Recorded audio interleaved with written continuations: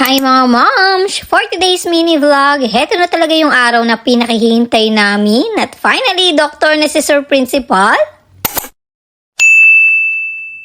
Grabe, puspusan na talaga yung pag-aaral ni Sir Principal. Ilang taon din kasi niyang hinintay ito. At finally, dumating na rin yung araw na pinakahihintay niya at pinakahihintay namin. At ngayong araw nga, magiging doktor na si Sir Principal. Ngayong araw kasi yung kanyang final defense para sa kanyang dissertation. Grabe, nasaksihan ko talaga yung pagod at puya ni Daddy dito. Kaya naman si Mom, hanggang sa dulo, susuportahan si Sir Principal. At syempre, full support din ng aking mother and father-in-law. At syempre, ang lucky charm ni Sir Principal, si Eva Milan. At syempre, kasama ko din ang aking mga sister-in-laws, kaya naman full force talaga kami. Hanggang sa biyaheng nga ko, hindi tumitigil sa pag-aaral si Sir Principal. At syempre, ako naman, todo support at todo pray sa mga oras na yan. Kita nyo naman, ang gwapo na magfa-final defense ko, parang mag-audition sa Starstruck.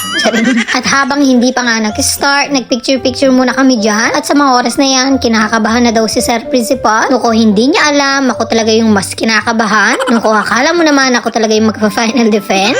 First time ko nga makitang maggaganto si Daddy. At buti na lang, inalaw kami na manood dito sa may likuran. Dito nga pala sa Dabsu Bacolor na enroll si Daddy sa kanyang pagdodoktor. At dito din ako pumasok nung nagmasteral ako. At ayun na nga, nag-uumpisa na si Daddy dyan. Grabe, ganito pala yung feeling kapag pinapanood mo na yung mga ganitong pangyayari. Sobrang na-proud ako kay Sir Principal dahil napakagaling niya. Grabe, yung ilang taon niyang pinag-aralan at pinagpuyatan, heto't may bunga na. At grabe, ilang oras din siyang nagsasalita dyan. Ito naman ako, dumudugo na yung aking utak dito.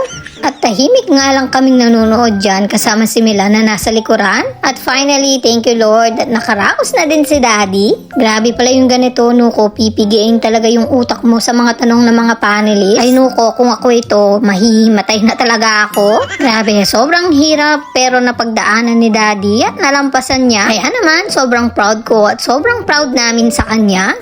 Sa mga oras na yan, sinabihan nga ako na ako na daw yung susunod. Ay baka mahimatay ako ng wala sa oras. Sabi ko naman, kakayanin. Bahala na po si Sir Principal sa akin. At ayan, finally tapos na si Sir Doc Principal. Doktor na talaga si Sir Principal. Yes po, Doctor of Education na si Daddy. Kaya naman kami ng buong family ay sobrang proud sa'yo. Sobrang deserve mo yan, Daddy, dahil nakita ko talaga yung pagod mo at hirap sa pag-aaral. Kaya naman, makakatakbo ka na ng walang iniisip.